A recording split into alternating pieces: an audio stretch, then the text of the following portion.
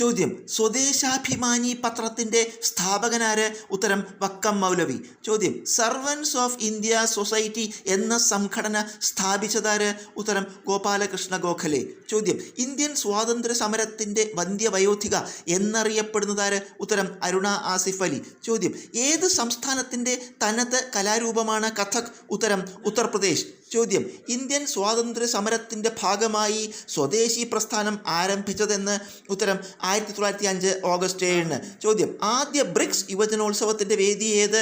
ഉത്തരം, റഷ്യ. ചോദ്യം, ഇന്ത്യയിലെ ആദ്യത്തെ ഡിജിറ്റൽ ഗ്രീൻഫീൽഡ് വിമാനത്താവളം ഏത്?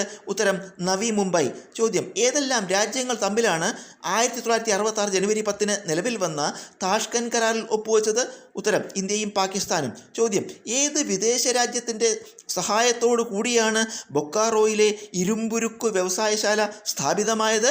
ഉത്തരം, സോവിയറ്റ് യൂണിയൻ.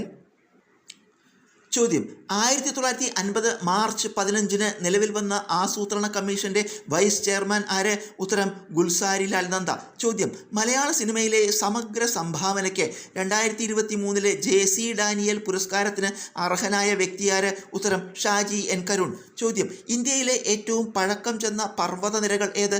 ഉത്തരം, ആരവല്ലി. ചോദ്യം, 2025 ICC വനിതാ ലോകകപ്പിൽ ഇന്ത്യൻ വനിതാ ക്രിക്കറ്റ് ടീമിൻ്റെ ക്യാപ്റ്റൻ ആരായിരുന്നു? ഉത്തരം, ഹർമൻ പ്രീത് കൗൾ. ചോദ്യം, ഇന്ത്യൻ സിനിമയ്ക്ക് നൽകിയ സംഭാവനകൾക്ക് 2023 ദാദാ സാഹിബ് ഫാൽക്കെ പുരസ്കാരം ലഭിച്ചതാർക്ക്? ഉത്തരം, മോഹൻലാലിന്. ചോദ്യം, മുണ്ടക്കൈ ചൂരൽമല ഉരുൾപൊട്ടൽ ദുരന്തത്തെ തുടർന്ന് പ്രതിസന്ധിയിലായ വയനാട് ടൂറിസത്തെ തിരികെ പിടിക്കാൻ ടൂറിസം വകുപ്പ് ആരംഭിച്ച ക്യാമ്പയിൻ്റെ പേരെന്ത്? ഉത്തരം, എൻ്റെ കേരളം എന്നും സുന്ദരം.